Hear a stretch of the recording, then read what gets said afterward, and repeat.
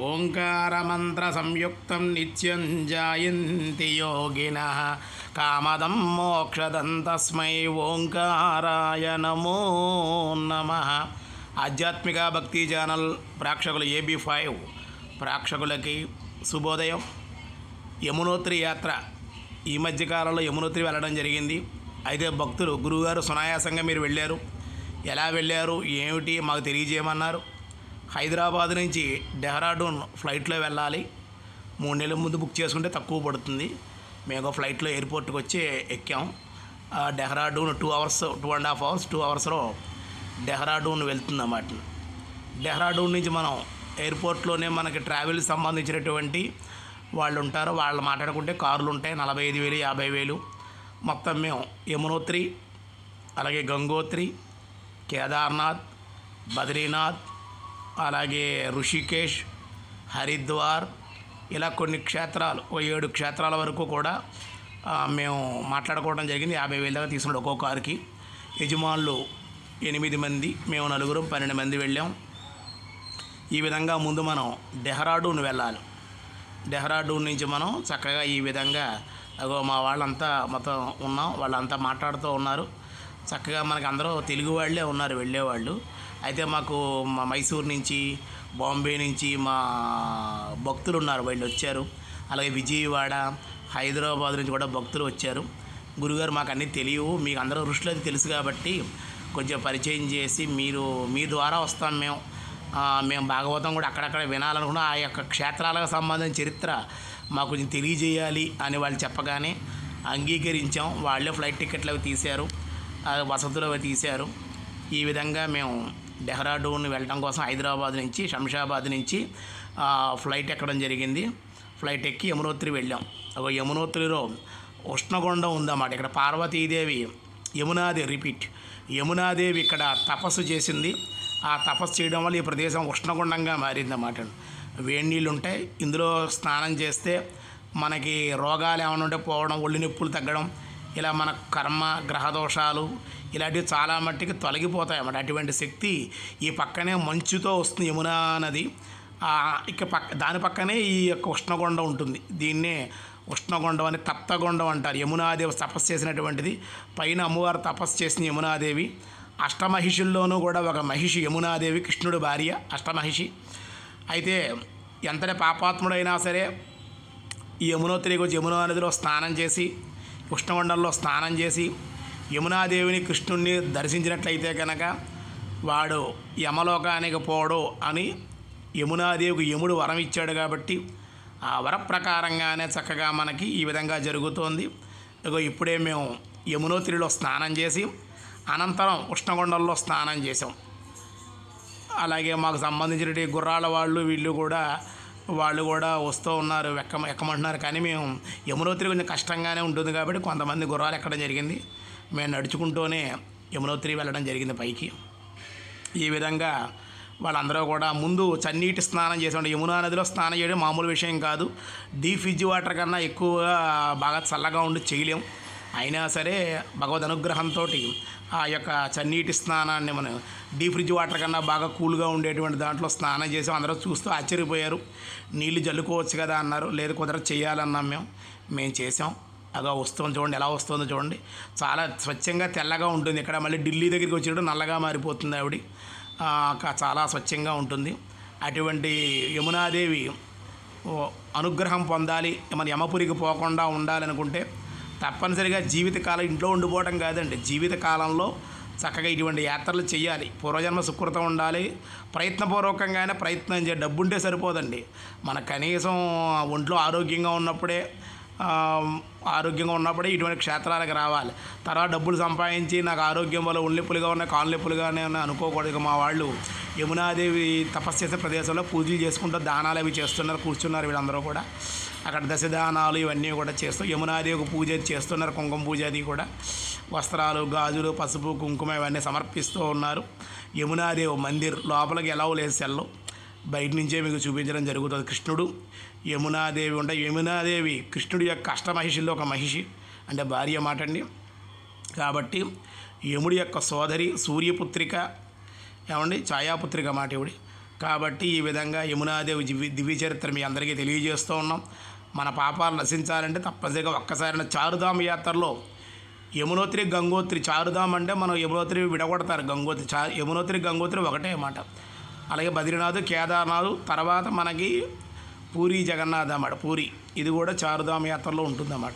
మన వాళ్ళకి తెలియక యమునోత్రి వేరు గంగోత్రి వేరు అనుకుంటారు. యమునోత్రికి గంగోత్రి కలిపి ఒక యాత్రే అవుతుంది. అదిగో చూడండి ఫాల్స్, యమునోత్రి ఎంత స్వచ్ఛంగా వస్తుందో చూడండి. డీప్ ఫ్రిడ్జ్ వాటర్ కన్నా చాలా కూల్గా ఉంటుంది. స్నానం చేయడం మామూలు విషయం కాదు. మనం వెంటనే ఒళ్ళంతా కూడా వేలు పెడితే కాలు పెడితే కూడా ఎర్రగా అయిపోతుంది అన్నమాట. బ్లడ్ సర్క్యూట్ ఆగిపోతుంది. అలాగే హార్ట్కి సంబంధించి బ్రెయిన్కి సంబంధించి కూడా ఇబ్బందులు కొంత ఉంటాయి. కాబట్టి సూర్యుడిని చూసి నమస్కారం చేయమని కొంతమంది ఋషులు చెప్పడం వల్ల సూర్యుడికి చూసి స్నానం చేసి ఎటువంటిదైనా సరే మనకి ఆ దోషం తొలగి, ఒకవేళ ఏదన్నా మరణానికి సంబంధించి ఏదైనా ఉన్నా కానీ సూర్యుడిని చూసి స్నానం చేసాం కాబట్టి మనకు మోక్షమే కలుగుతుందని కొంతమంది ఋషులు చెప్పడం వల్ల గతంలో అదే ప్రయత్నం మేము అమలు చేయడం జరుగుతుంది. ప్రతి నదిలో కూడా ముందు వేడినీళ్ళు చేసి చన్నీళ్ళు చేసేదానికన్నా ముందుగా మేము చన్నీటి స్నానం, డీప్ ఫ్రిడ్జ్ వాటర్లో యమునా నది యొక్క అనుగ్రహం కొరకు యమునా స్నానం చేసి అనంతరం ఆ తప్తకొండల్లో స్నానం చేసి యమునామాత దర్శనం చేసుకుని మాకు తెలియక చేసిన దోషాలు అనే ప్రారబ్ధ సంచిత ఆగామి కర్మను తొలగించమని, ముక్తిని మోక్షాన్ని కలిగించమని చెప్పి యమునాదేవిని మేము వేడుకోవడం జరిగింది. ఇది చాలా అరుదైన యాత్ర మాట. గతంలో కూడా చాలామంది చేస్తుంటారు. అయితే మాకున్న సమాచారం ప్రకారం ఈ కాలంలో ఇప్పుడు ఈ వర్షాకాలంలో ఈ సమయంలో ఈ తిథి ఉంది, ఈ తిథులు మాకు తెలుసన్నమాట. దాని మీద ఋషులు యొక్క సిద్ధపురుషుల యొక్క మాకు తెలియజేసిన విధానాన్ని బట్టి వనస్పతులు భూమి మీదకి వస్తాయని, ఆ వనస్పతులు అలకనంద మందాకిని ద్వారా భూమిని ఈ సమయంలో చేరుతాయని, ఈ సమయంలో స్నానం చేస్తే వాడు సిద్ధపురుషుడు అవుతాడని, వాడికి అనేక శక్తులు వస్తాయని చెప్పి వాళ్ళు చెప్పడం జరిగింది. మమ్మల్ని రమ్మని వాళ్ళు ఫోన్ చేస్తే మేము వెంటనే బయలుదేరి వెళ్ళి నాతో పాటు ఇంక మిగతా వాళ్ళు గురుగారు మేము కూడా వస్తామని వీళ్ళందరూ కోరుకోవడం, వాళ్ళు సరే అని చెప్పి అనడం, వాళ్ళు కూడా చక్కగా మమ్మల్ని తీసుకువెళ్ళడం జరిగింది.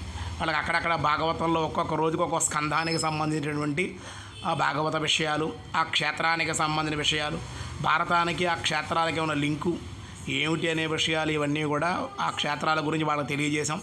వాళ్ళకి చాలా ఆనందం కలిగింది, ఆశ్చర్యం కలిగింది. వాళ్ళకి మేము ఈ యాత్రని మేము మరిచిపోలేము అని చెప్పి వాళ్ళు మొదటిసారిగా యమునోత్రి యాత్ర చూసే వాళ్ళకి ఆశ్చర్యం కలిగి మేము ఎంత పొరపాటు చేస్తున్నామో తెలియక డబ్బుతోటి అలాగే మానసికంగా ఈర్ష్య అసూయ ద్వేషాలు కలిగి ఉండేవాళ్ళం.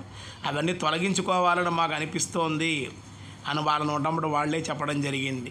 ధనం శాశ్వతం కాదు గురువుగారు అని వాళ్ళ అభిప్రాయాలు చెప్పడం జరిగింది. అవునమ్మా, అందుకే మిమ్మల్ని అందరం తీసుకురావడం జరిగింది.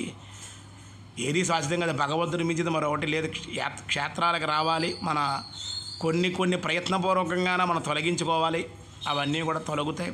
కాబట్టి వికాసం కలగాలి, ఆనందం కలగాలి, ఆధ్యాత్మిక చింతన కలగాలి అంటే కనుక ప్రయత్నపూర్వకంగా అందరూ తరించలేరు కదా. కాబట్టి యాత్రలే తీర్థయాత్రలే తపస్సుగా భావించే వాళ్ళు ఉంటారు.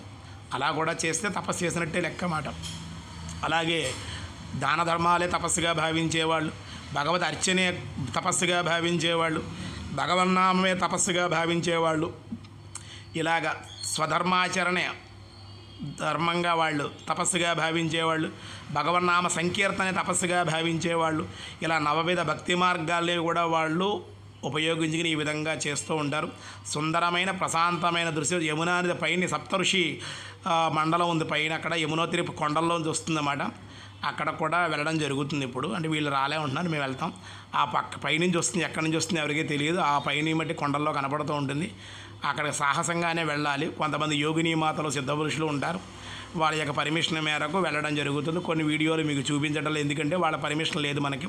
సిద్ధపురుషులు యోగిని మాతల యొక్క అనుగ్రహంతో వాళ్ళు ఇచ్చిన పర్మిషన్ల ప్రకారం వాళ్ళ ఫోటోలు కానీ అక్కడ సంబంధించిన వీడియోలు కానీ వాళ్ళు ప్రసారం చేయొద్దని చెప్పడం జరిగింది.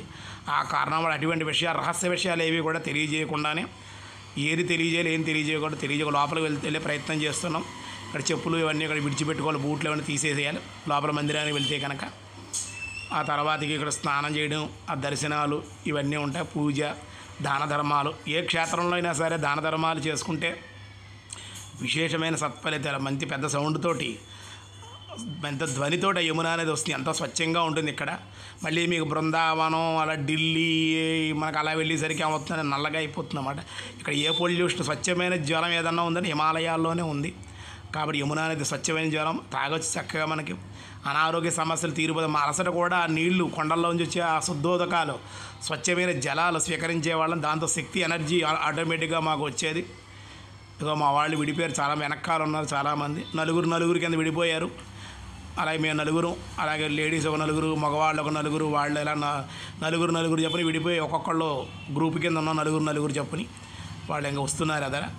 అలా వెళ్తూ ఉన్నాం చక్కగా దర్శనం చేసుకుని యమునాదేవిది. అలాగే నడిచి వెళ్ళేవాళ్ళు నడిచి వెళ్తుండే ఒక పైన కొండలు కనపడుతుంది చూసారు, అక్కడి నుంచి వస్తే ఇది గంగోత్రి అన్నమాట. అయిపోయిందంటే గంగోత్రి వచ్చాం. గంగోత్రిలో గంగానది పైన గోముఖి అనేటువంటి కొండ ఉంది. ఆ పైన గోముఖాల నుంచి వస్తుంది. అక్కడ కూడా సిద్ధపురుషులు యోగిని దేవత ఉంటారు. ఎలా వస్తుందో చూడండి. బాగా వర్షాలు పడుతున్నాయి. అక్కడ మంచు కరిగిపోయి ఆ మంచుతోటి కొండల యొక్క ఇసుకతోటి కూడా చక్కగా స్వచ్ఛంగా గంగానది వస్తే జల జల జల గంగోత్రి అని, జీవనదాత్రి గంగోత్రి అని మన వాళ్ళు ఋషులు మన కవులు చెప్పినట్లుగా అదో పైన గోముఖి అన్నమాట. ఆ కొండపై నుంచి వస్తుంది. ప్రస్తుతం మనకి ఇంకా మంచు తక్కువగానే ఉంది, ఎందుకంటే మొన్నే కరిగిపోయింది ఎండకి. అయినా సరే చలి బట్టి చాలా టెంపరేచర్ చాలా డౌన్లో ఉంటుంది, చలి తట్టుకోలేం. అటువంటి చలిలోనే మనం చక్కగా గంగోత్రికి రావడం జరిగింది. గంగోత్రిలో మనం గంగాదేవి దర్శనం ఇవన్నీ కూడా మనం చేసుకోవడం జరుగుతోంది. అలాగే మన విశేషంగా మనకి యమునోత్రి గంగోత్రి దర్శనం చేయడం వల్ల సమస్తమైనటువంటి ప్రారబ్ధ సంచిత ఆగామి ఈ కర్మలన్నీ కూడా తొలగిపోతాయన్నమాట. అలాగే యమునాదేవి మందిరం, యమునోత్రిలోకి వచ్చాం కదా ముందుగా, ఆ యమునాదేవి మందిరం అన్నమాట అండి ఇది. అనంతరం మనకి గంగోత్రి దర్శనం కూడా మీకు చూపించడం జరుగుతుంది. ముందు యమునామాత మందిరం చూపిస్తున్నాం. యమునా నది యమునోత్రి వెళ్ళాలంటే ఒక రోజు పడుతుందండి. మళ్ళీ యమునోత్రి నుంచి గంగోత్రి వెళ్ళాలంటే ఇంకో రోజు పడుతుంది అన్నమాట. అంటే రోజుకు ఒక క్షేత్ర దర్శనమే అవుతుంది. కాబట్టి మేము అక్కడ వీళ్ళిద్దరు కారు మాట్లాడుకున్నాం కాబట్టి కారు ద్వారా యమునోత్రికి వచ్చేసాం. ముసోరి అనేటువంటి ఊరు వచ్చి ఆ ముసోరిలో ఓ రోజు రాత్రి ఉండి ఉదయాన్నే యమునోత్రికి రావడం జరిగింది. మధ్యాహ్న సమయం అయింది పైకి వచ్చేటప్పటికి. ఇక్కడ సాయంకాలం మళ్ళీ ఉత్తర కాశీ దగ్గర హాల్ట్ ఉంటుంది, అక్కడ ఆగుతాం. మళ్ళీ ఆ తర్వాత గంగోత్రికి వెళ్ళడం జరుగుతుంది. రేపు గంగోత్రి దర్శనం చేసుకోవడం జరుగుతుంది. ఈ విధంగా కనీసం ప్రయత్నపూర్వకంగానే మానవ జన్మలో కొన్ని క్షేత్రాలు మనకు ఒంట్లో ఓపికగా ఉన్నప్పుడే దాన ధర్మాలని, పుణ్యక్షేత్ర సందర్శనలని, తీర్థాల్లో స్నానం చేయడం అని ఇలాంటివి చేస్తే కొన్ని పాపాలు ప్రయత్నపూర్వకంగా చేయడం వల్ల కొన్ని దోషాలు అనేక జన్మల్లో తెలిసి తెలియక జన్మల్లో ఎన్నో దోషాలు మనం ఎన్నో పాపాలు చేసి ఉంటాం. అవన్నీ కూడా తొలగిపోవాలంటే ప్రయత్నపూర్వకంగా ఇలాగ కొంచెం యాత్ర చేయాలని. ఎందుకంటే మేము ప్రతి సంవత్సరం చేస్తాం. గంగోత్రి మందిరానికి వచ్చాం రెండో రోజు, గంగామాత మందిరం. కాబట్టి ఇక్కడే మన భగీరథుడు తపస్సు చేసిన ప్రదేశం. ఆయన కూర్చుని తపస్సు చేశారు భగీరథుడు. ఆ దేవాలయం దగ్గర నేను ఉన్న ఫోటో తీశారు మన వాళ్ళు. లోపలికి ఎలా లేదు సెల్ల కూడా బయట నుంచే తీసాం. అలాగే భగీరథ తపస్సు చేసిన కొండ కూడా ఉంది. ఈయన కూర్చున్నటువంటి పర్వతం ఇది భగీరథుడు. అలాగే వాల్మీకి మహర్షి. ఇవి యాప్రికాట్ అంటారు పళ్ళు అన్నమాట అండి. ఇవి ఈ వాతావరణానికి తింటే చాలా మనకి డ్రై అయి ఉంటాయి. ఇక బాంబే నుంచి వచ్చే మైసూర్ అయినా హైదరాబాద్ అయినా ఉన్నారు. మేము వెనకాల గంగ వస్తుంది, పైన గోముఖి నుంచి వస్తుంటే చక్కగా మనకి చూపించాం. కొండచెరి విరిగిపడిన వెనకాలే అప్పుడే పడిపోతుంది అన్నమాట. అది కూడా మీకు చూపించలేదు. తర్వాత దారిలోకి వచ్చిన తర్వాత పంచముఖాలతోటి పరమశివుడి యొక్క దేవాలయం ఒకటి ఉందన్నమాట. ఆ సతీదేవి యొక్క వియోగ బాధను భరించలేనటువంటి పరమశివుడు ఆ గుహలో ఉండి